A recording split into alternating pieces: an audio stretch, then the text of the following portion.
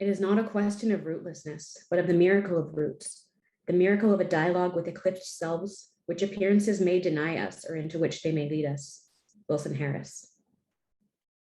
Vancouver, 2000. Waiting for the bus at Granville and Robson. The bus arrives. The Black man is driving it. The city has few Black people, so few that when they meet on the street, they nod to each other in surprise, perhaps delight, certainly some odd recognition. 2 stops along, a Salish woman gets on. She asks the driver for directions, if she is on the right bus, if she is headed in the right direction, where she is situated, how much does the fare cost?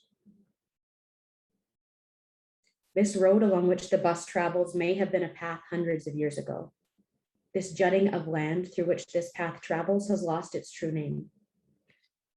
It is now surrounded by English Bay, False Creek, and Burrard Inlet, and Granville Street, whose sure name has vanished, once was or was not a path through.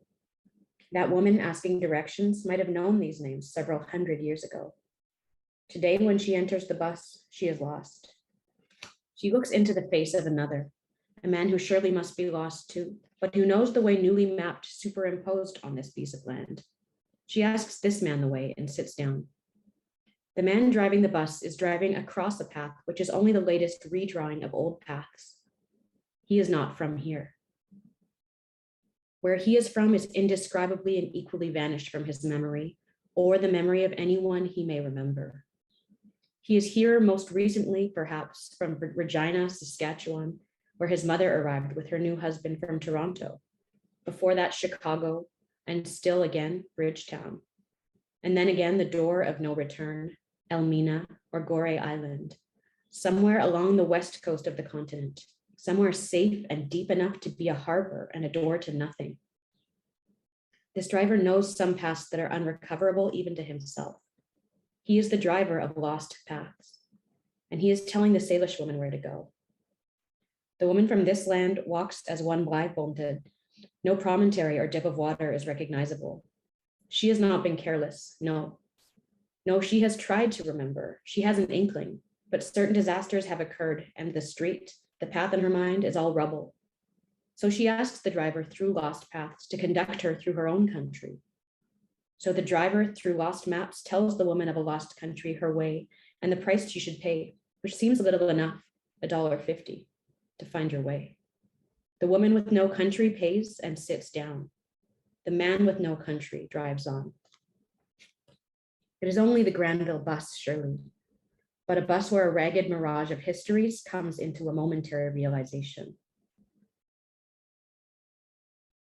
I'm sitting on the bus driving along Granville with a friend. She and I observed this transaction.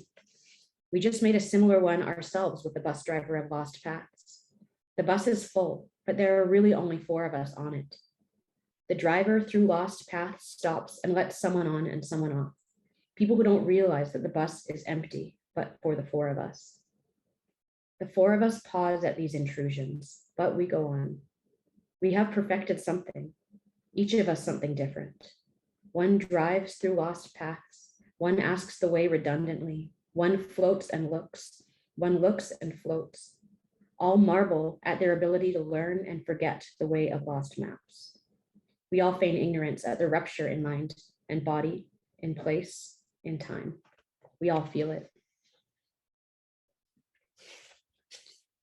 I've seen that castle in photographs, the one at Elmina. I've seen it from the angle of the sea, whitewashed and sprawling. There are photographs of what looks like narrow, long-ceilinged corridors. Bats hang in the corridor's dark reaches.